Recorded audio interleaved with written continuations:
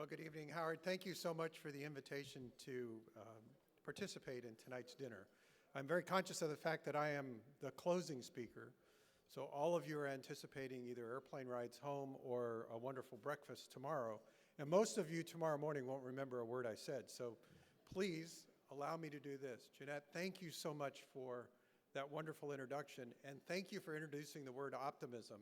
I wish I had had the wisdom to use that as the basis of this speech. However, I didn't, so you'll have to forgive me. But thank you again for the opportunity to be your closing speaker. It's a privilege to be here tonight and to welcome all of our distinguished guests and members of the council. There is a business proverb that says, if you want to be incrementally better, be competitive. If you want to be exponentially better, be cooperative. And I think that word, cooperation, is the very foundation of the alliance of which we are so proud.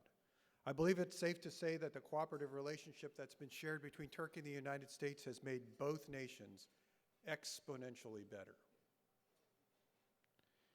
It's been 88 years since our relationship began. And from the ashes of World War II through the Cold War, through the first Gulf War to the current challenges that we face today, the Republic of Turkey's security contributions have been undeniably critical to security and stability in the world. It's a partnership based on mutual interests, mutual respect, and it's a relationship that extends well beyond the economic cooperation, which was the theme of this conference.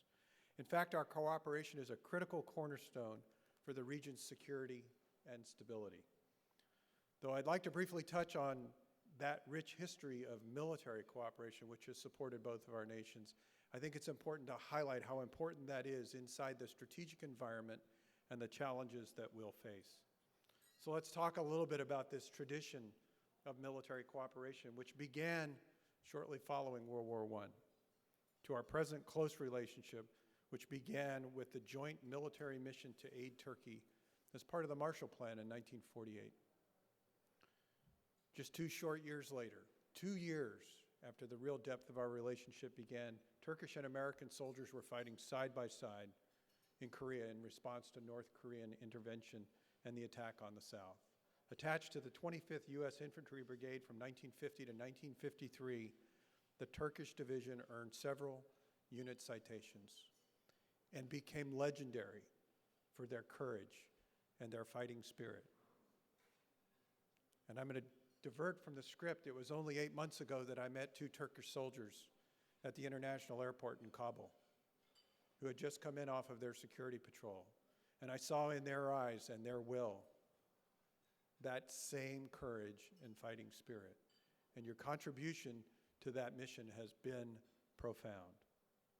And so that imposing reputation has followed Turkish military members as they've participated in NATO-led operations in the Balkans since 1995, in Bosnia-Herzegovina, in Kosovo, and in Macedonia. Following the September 11th attacks here in the United States, Turkey was among the original contributors to the coalition that brought the International Security and Assistance Force in Afghanistan into reality. Today, Turkey remains committed to that mission in Afghanistan and Afghanistan's long-term security and stability. I just shared with you an example of 2 of the 500 soldiers who are deployed from Turkey today in support of Operation Resolute Support. In fact, a Turkish brigadier general currently commands the coalition's Train, Assist, and Advise Command in the capital region of Afghanistan, ensuring the freedom of movement for the Afghan people and its government, and all of the members of the international community who are supported in the international zone to enable good governance in Afghanistan.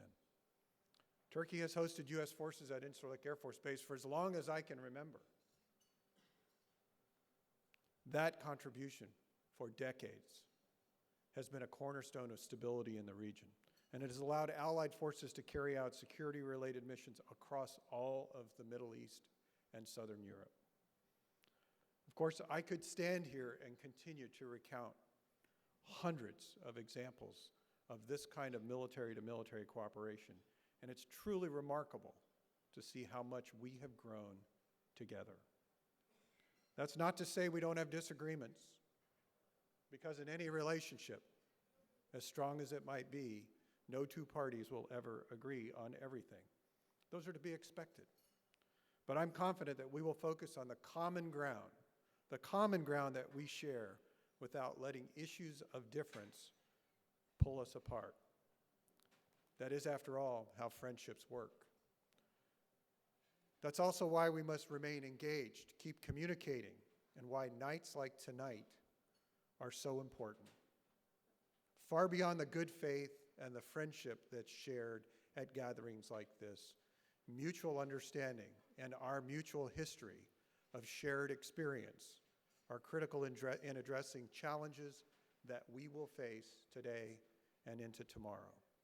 And so let me talk about just a few of those, because as an alliance, we face these challenges together.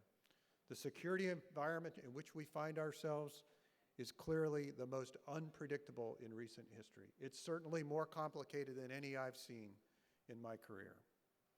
Around the globe, we can observe nations and non-state actors which range from the spectrum of friends to committed enemies. We face challenges leveled by both Russia and China.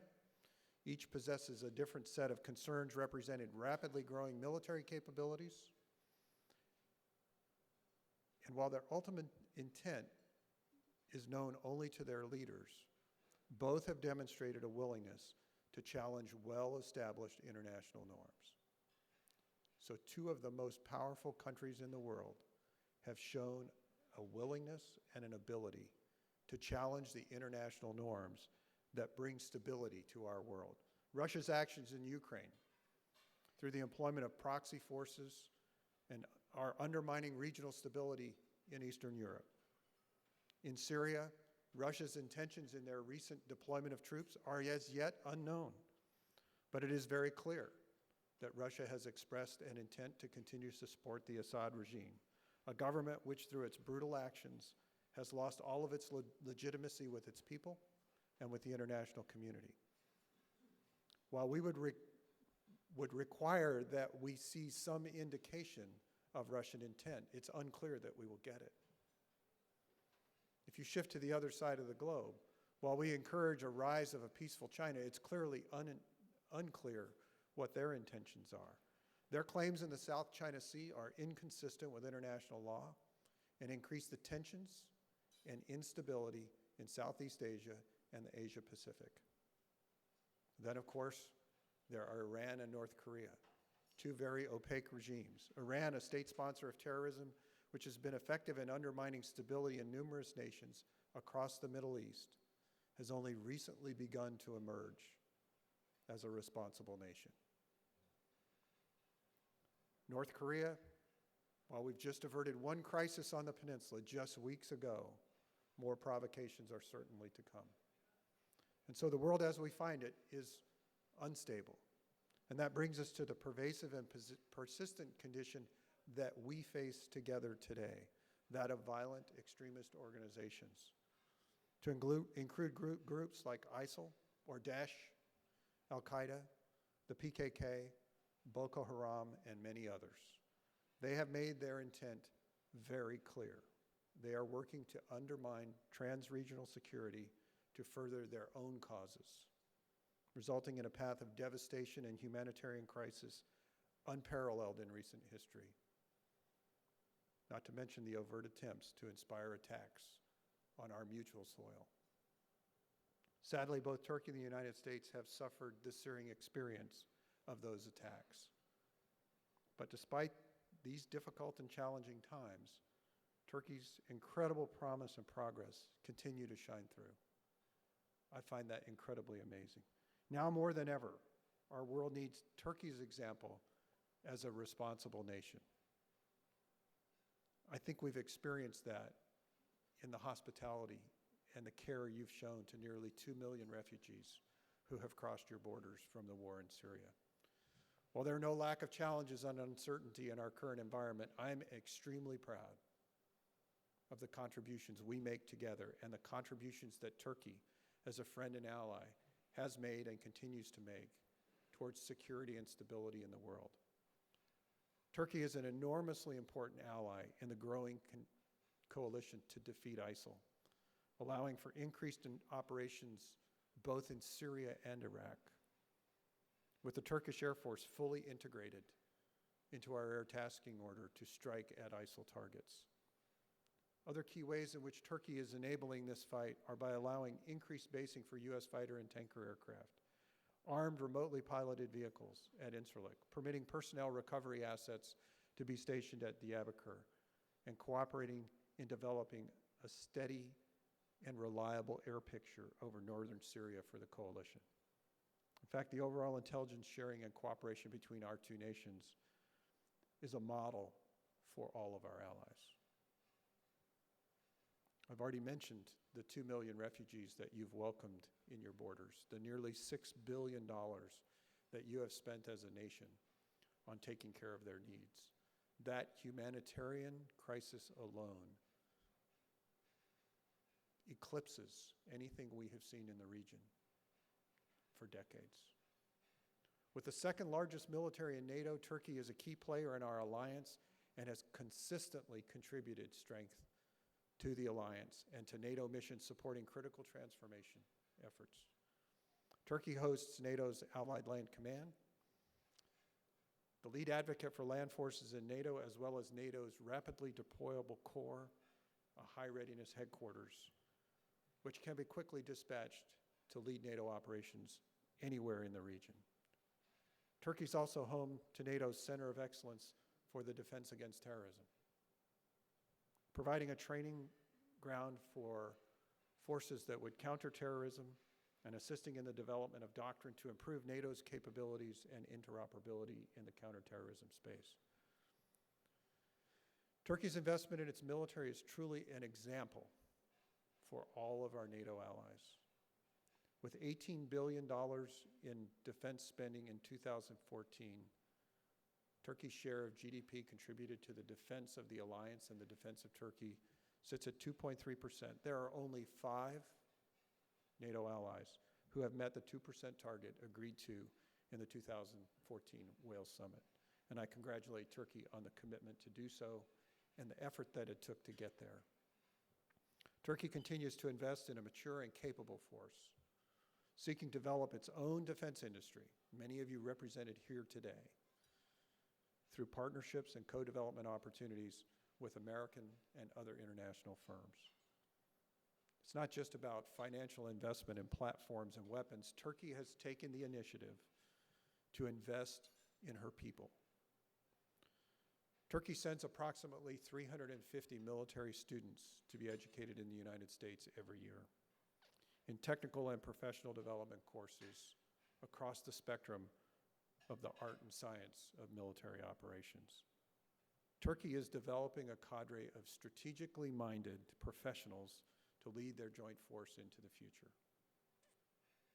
As if that weren't enough, Turkey continues to develop, test, and refine its military prowess through participation in NATO and bilateral military exercises. Between the bilateral exercises and shared professional military education opportunities, there are very few leaders in the American Armed Forces who haven't had a chance to sit alongside and grow in their careers with members of the Turkish military. The growing capacity in the Turkish military and the keen abilities of its commanders are evident in the trust the alliance places when assigning them to leadership roles. I've already highlighted the leading role that Turkey is playing in the support effort of our forces in the capital of Afghanistan. Another example is the Turkish Navy's steadfast support for NATO Operation Ocean Shield, the international effort to combat piracy off the Horn of Africa. Not only providing forces to Combined Task Force 151, but regularly and routinely taking command of the task force in operations against those pirates off of the coast of Africa. So this is about a very robust relationship. This is about cooperation. This is about being exponentially better. So despite the historic and disconcerting nature of the changes that we face today, of those challenges that confront us, I am confident in our ability the ability of our nations to overcome the uncertainties that we face. I have absolutely no doubt, none at all, that Turkey, by nature of your unique geographic, cultural, and national disposition, will continue to play a very pivotal role in the security and stability of the broader Middle East. And while it's impossible to predict what the world will look like, the extent to which the U.S. and Turkey remain mutually committed to our legacy of cooperation will determine our long-term success and prosperity. If you want to make exponential change, be an optimist and cooperate. Thank you all for what you do. Thank you for your commitment to this relationship. I hope that the future will bring continued good fortune to the Republic of Turkey and the United States of America. God bless you all. Thank you.